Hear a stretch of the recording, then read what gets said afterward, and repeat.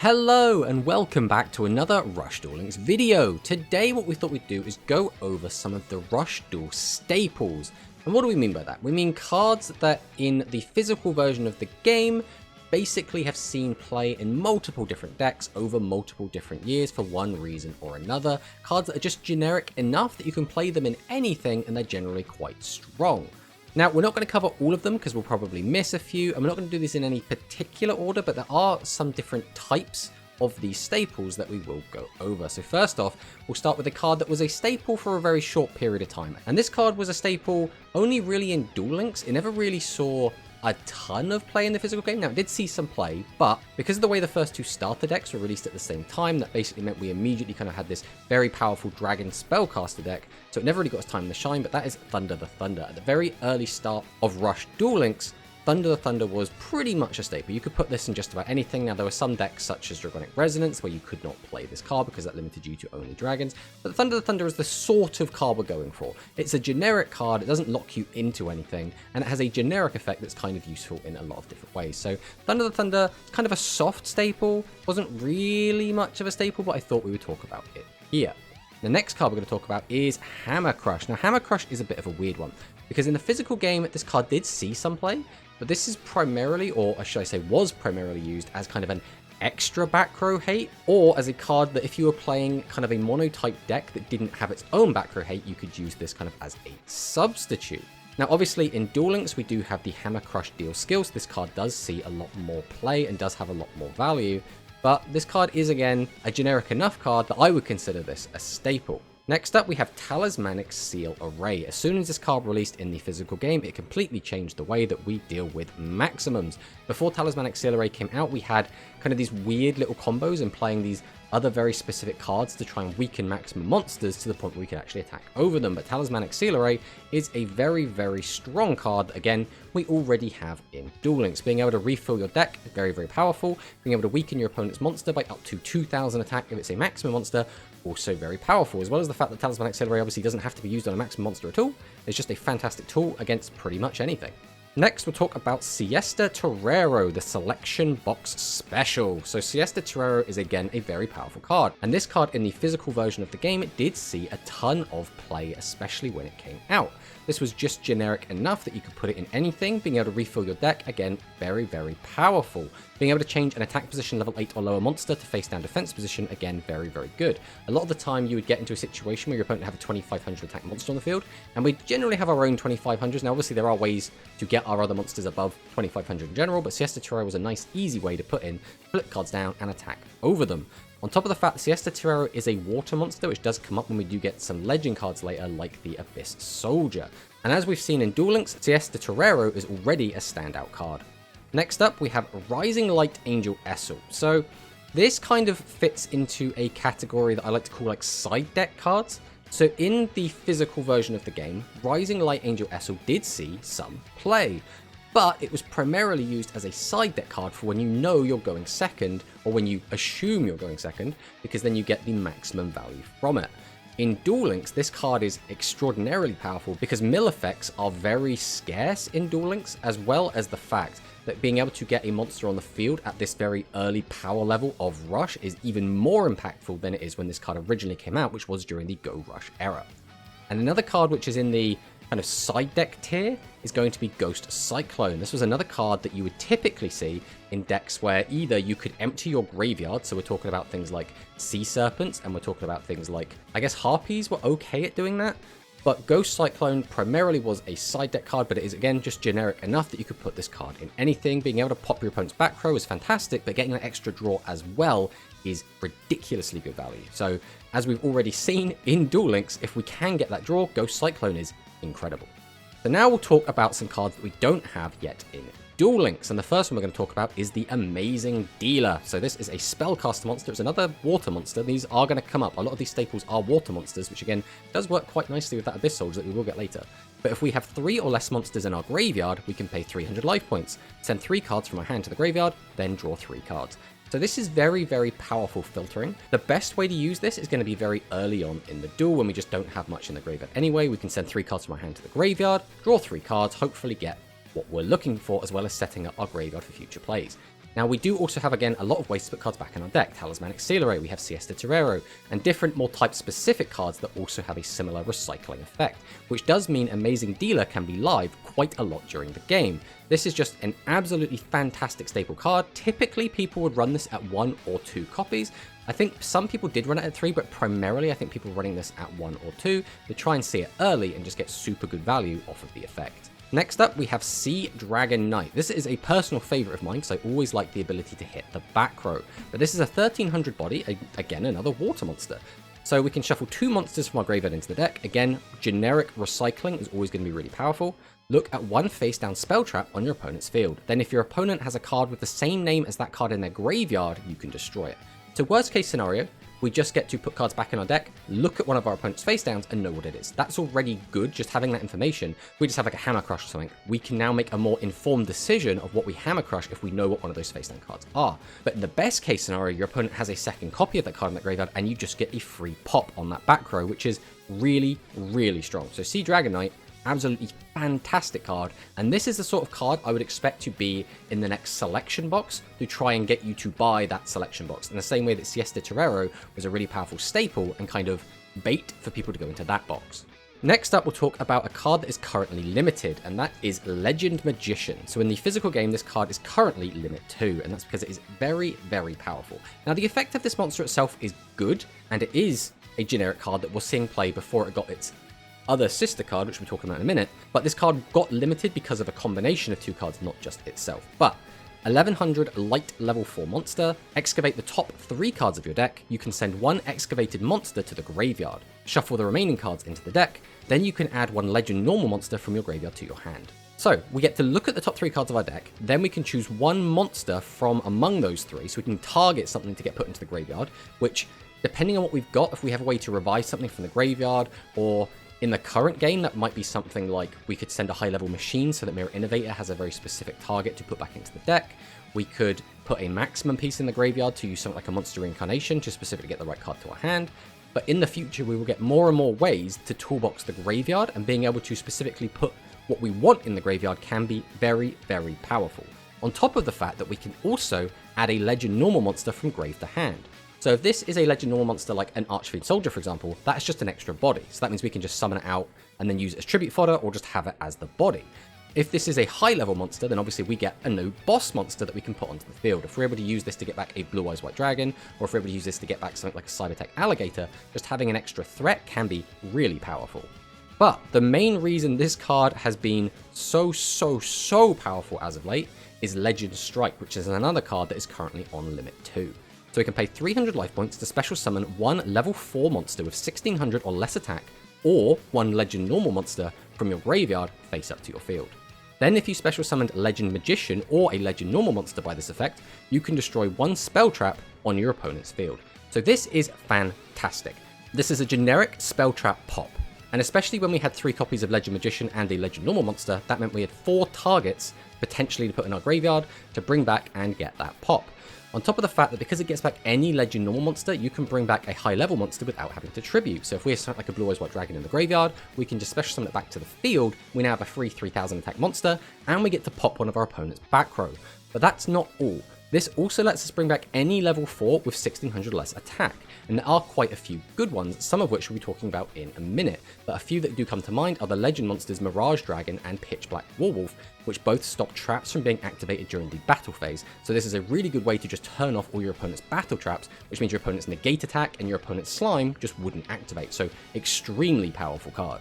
Next up, we're going to talk about a card that's kind of similar to Legend Magician, and that is the Strange Spectre of Celestial Severance. Now, I think this card's name has been updated now, so I don't think it's actually called this. I think it has a bit of a shorter name, but this card is a 1200 attack zombie monster.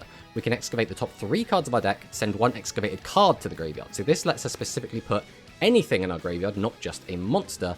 Then we can shuffle the remaining cards into the deck. Now, this can be really good if we have a way to get a spell card back to our hand, something like Magical Stone Excavation, but for the most part, again, we're going to be focusing on getting those monsters into the graveyard, and this is just another tool to help us get there. And now we'll talk about the only banned card in Rush Duel. This is the only ban we have at all at the moment, and that's because this card is ridiculous. I mean, all of you should already know this card from TCG, but Barrier Statue of the Inferno is a bit of a nightmare, especially when this card was at 3. It was really, really painful. Basically, neither player can special summon non-fire attribute monsters, which for the most part just meant neither player was special summoning monsters at all. Obviously, if you do have fire monsters, you could go into them, but fire monsters have never been super meta, so you haven't really been able to take advantage of this, but there are obviously some decks that can. Now, Barrier Statue of the Inferno is frustrating, because typically what you'll do is do your turn 1, summon out your big guy, for example, and then slap down a Barrier Statue of the Inferno and say, alright, now you have to deal with this. And because we don't have a main phase 2, that means that by the time your opponent's dealt with this, usually by just attacking over it, they're already ending their turn and thus cannot make a big guy. So this can be catastrophic. Obviously, right now, we're not doing a ton of special summoning in Duel Links, but in the physical game, this came out obviously when fusions were a big thing, when maximums were a big thing, and that did mean that none of those cards could be used because this card was just so strong. And the icing on the cake is this is a level 4 monster, which means we could bring this back with Legend Strike, which was really, really frustrating to deal with.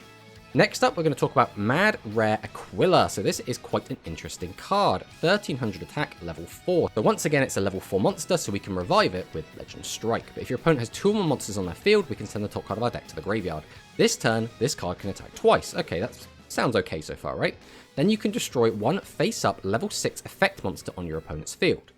Okay, that's okay. So it's anti-level 6, right? So obviously Executey is the primary target for this if you're against an Executey deck, which is a deck basically comprised entirely of level 6 monsters that are able to special summon themselves and can be quite oppressive and did actually make a tier 0 deck at one point.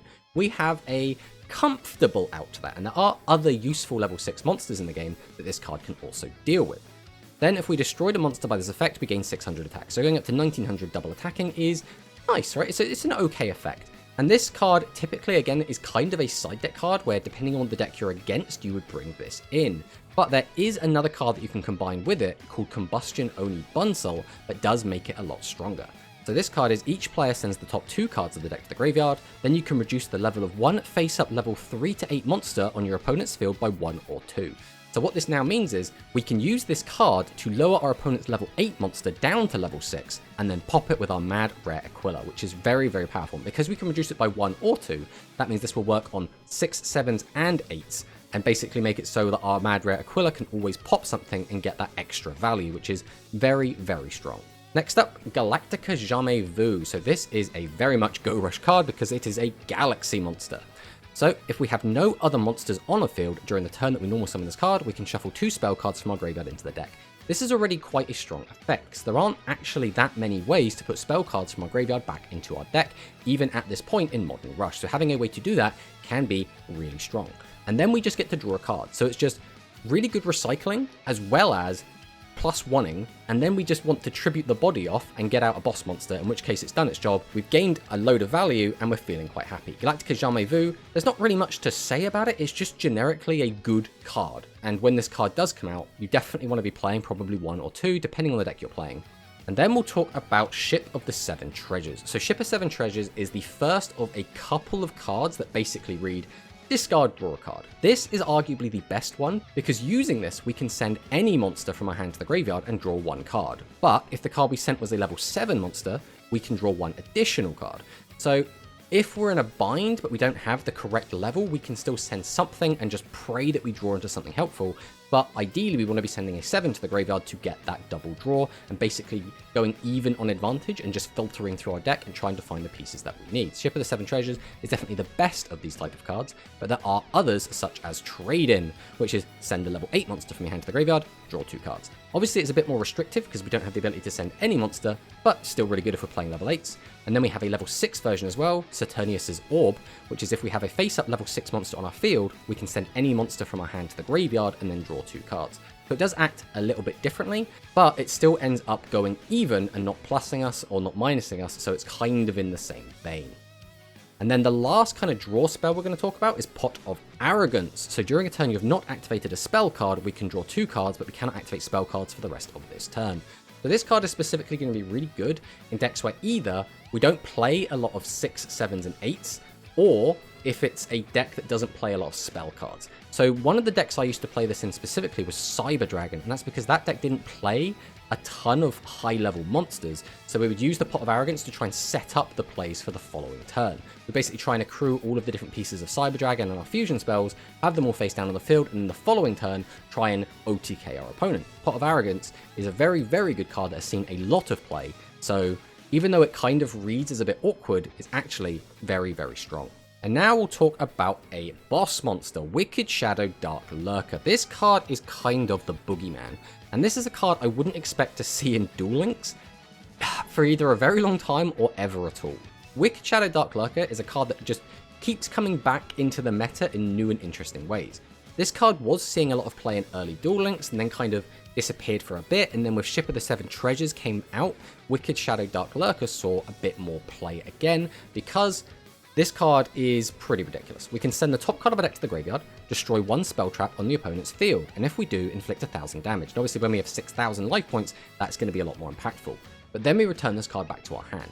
So what you would often see players do is Tribute 2, summon out a Lurker, pop one of your opponent's back row, put it back in our hand. And because we have a lot of ways to plus, we would typically Tribute 2 again, summon out the Dark Lurker once again, pop another back row, burn them for another 1,000, put it back in our hand. And then we could activate Ship of the Seven Treasures and send it to the graveyard and then draw 2 cards. So Wicked Shadow Dark Lurker is a card that has consistently been coming back into the meta in new and interesting ways.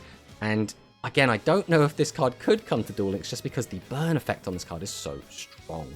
Next up, we'll talk about a trap card, Nobody's Scat Thief. This is kind of a funny name, but when a monster on your field is destroyed by an opponent's attack or their card effect, we can draw 3 cards. Then we can send 1 or more cards from our hand to the graveyard. Then if we have no monsters on our field, we take no battle damage from your opponent's level 8 or lower monsters attacks this turn. So this is kind of like a slime type effect, but only for level 8 or lower monsters, as well as the fact that it lets us draw 3 cards and then send 1 or more cards to the graveyard. So what you can do with this is just draw a bunch of cards, and then if you don't have anything you want, send them all to the graveyard, and then just draw a brand new hand of 5 cards next turn. This works especially well if we've bricked up on high level monsters. We can just draw a bunch of cards, send them all to the graveyard, and not have to worry about it. But this card can really shine if we have a lot of cards in our hand already. If we've already got an established board, and let's say we have already got 4 or 5 cards in hand, we can then draw those 3 and only send 1 of those to the graveyard, and then we've got a nice big hand of 6, 7, maybe 8 cards going into the next turn, which can be really, really powerful. And this card, again, is so generic. At one point, just every deck in the game seemed to be running 1 or 2 copies of this card because it's just that good. And now we'll talk about Hard Defense Mission. Hard Defense Mission is a card that did see a lot of play when it first came out, but as we got access to better trap cards, this card started seeing less and less play. But again, it is very, very generic.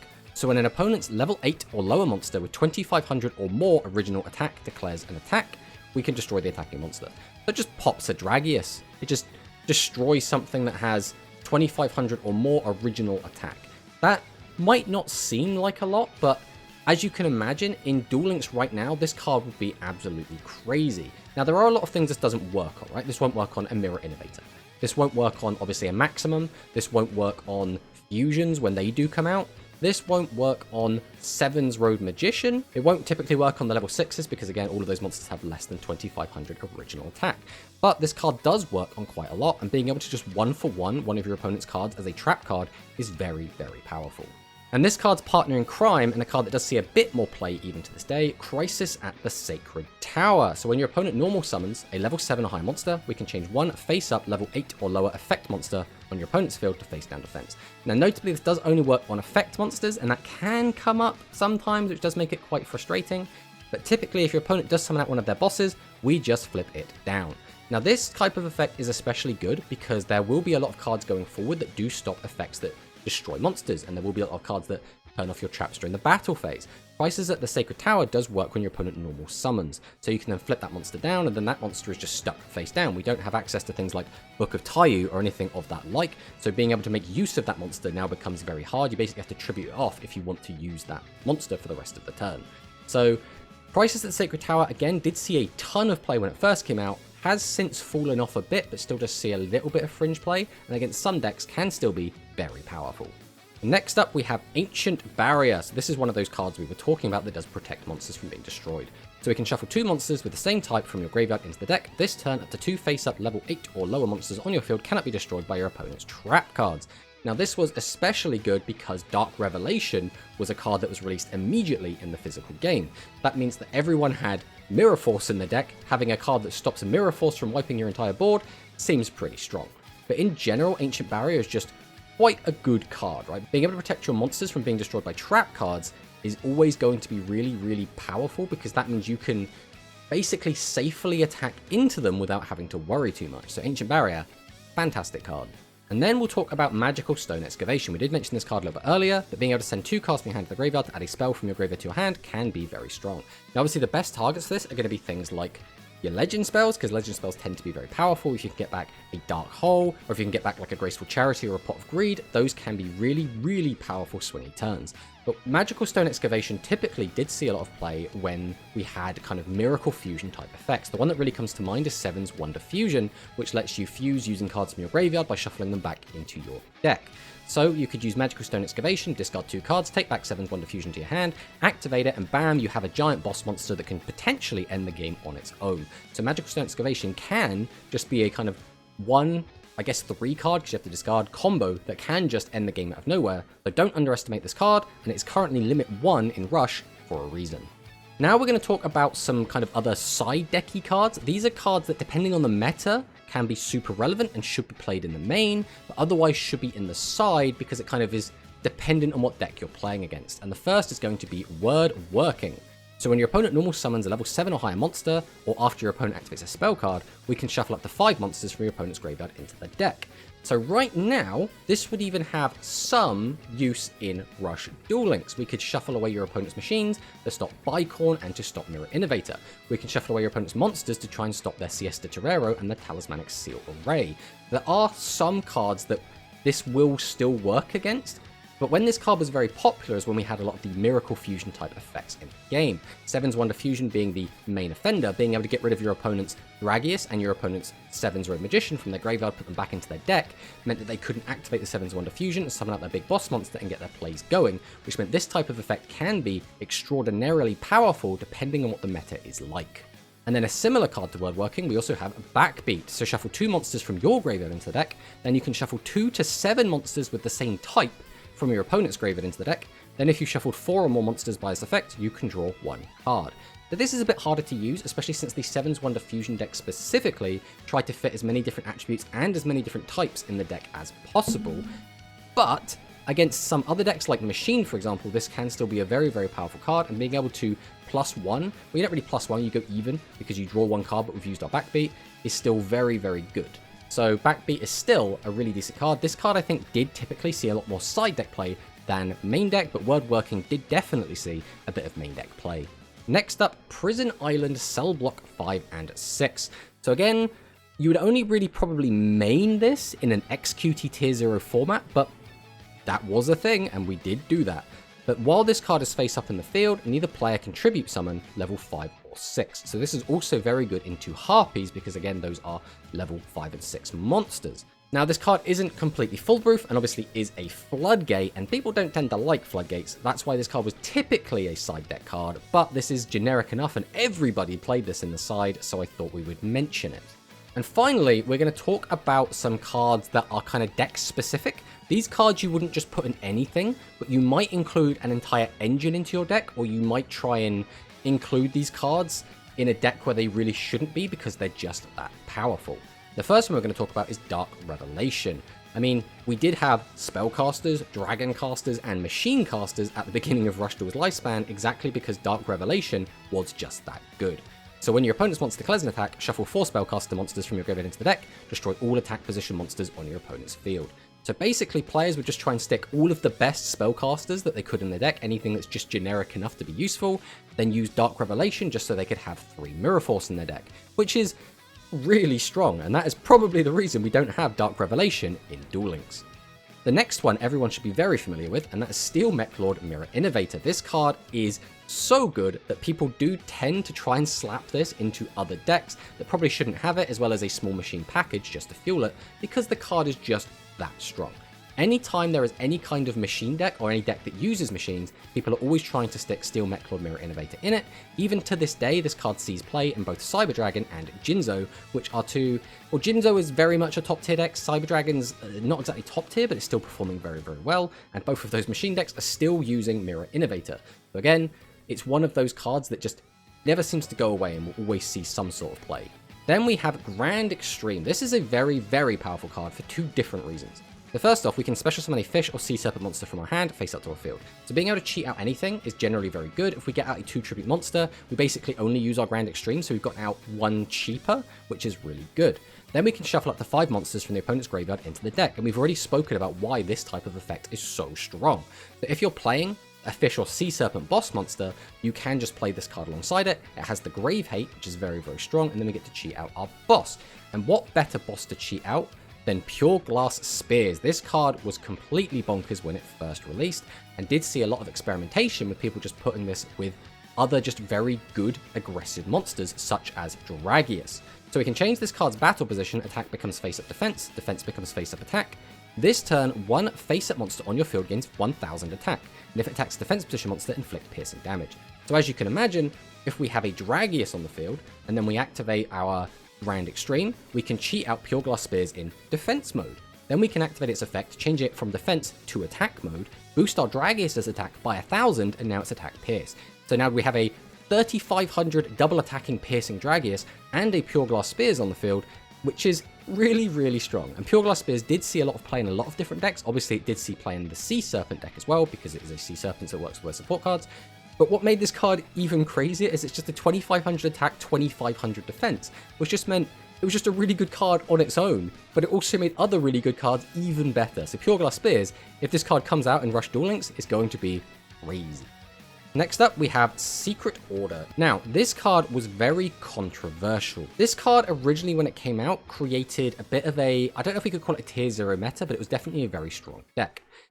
So this card lets us special summon one level 7 normal monster from our hand or graveyard face up to our field. This turn, the monster special summoned by this effect gains 700 attack and cannot be destroyed by your opponent's trap card effects. But that doesn't sound too bad, right? We get to cheat out a boss monster, that monster gains 700 attack, and it can't be destroyed by trap cards, which is a nice little bonus, especially when Dark Revelation and Mirror Force are running around.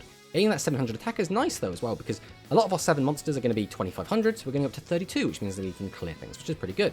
We can also bring the card back from the graveyard, so that's even more value, because basically we just use this one spell card, we now have a 3200 monster that can't be destroyed by trap cards. That's pretty good, right?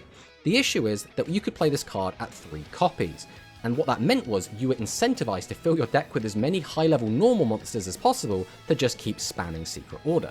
Now, that in itself is a bit weird, because now you have a lot of players that are just playing a bunch of non-effect monsters and just spamming them out with Secret Order. But there was another card that came out around the same time called Parallel Birthgate, which did tip things kind of over the edge. So we can send the top card of our deck to the graveyard, then if we have no cards in our hand, we can special summon up to 2 normal monsters from our graveyard face up to our field.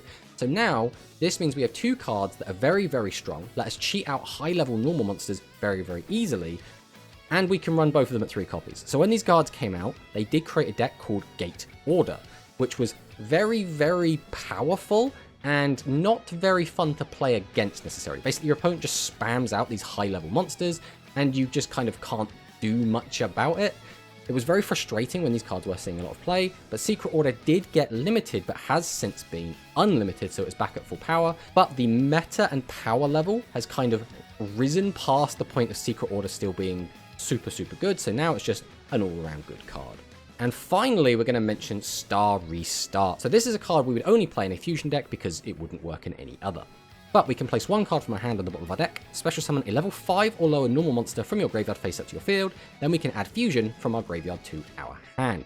So this card is a bit awkward, right? Basically, we go 2 for 2, so we have to give up itself and 1 card from our hand to the bottom of our deck, then we get the normal monster and the fusion back to our hand. So it doesn't plus us at all, but especially at the start when fusions first come out, typically you'll have 1 effect level 7 or 8 boss monster, and then 1 tiny normal monster, like a level 1, level 2 sort of thing. So this is a really good card to get the fusion back to our hand, and half of the fusion, which is typically going to be, again, that low level normal monster. Then we just have to get our boss monster onto the field, wham bam, there's our fusion monster, easy peasy. So Star Restart probably going to be a staple very early on. I don't think this card sees any play anymore, but when this card first came out, it was definitely a staple in most Fusion builds. And those were the staples of the physical Rush Duel game. Now again, we probably miss a few, but if there are any that I did miss, feel free to throw them down in the comments so that everyone else can see the ones that I didn't talk about. Hopefully you've learnt something here, and hopefully now you can keep an eye out for when these cards get released, and then decide whether or not you want to go into a box to pick up these staples, because I know a lot of people did avoid the selection box because they didn't necessarily see the value of Siesta Torero, and are now kicking themselves for it. But thanks for watching the video, and I'll see you next time.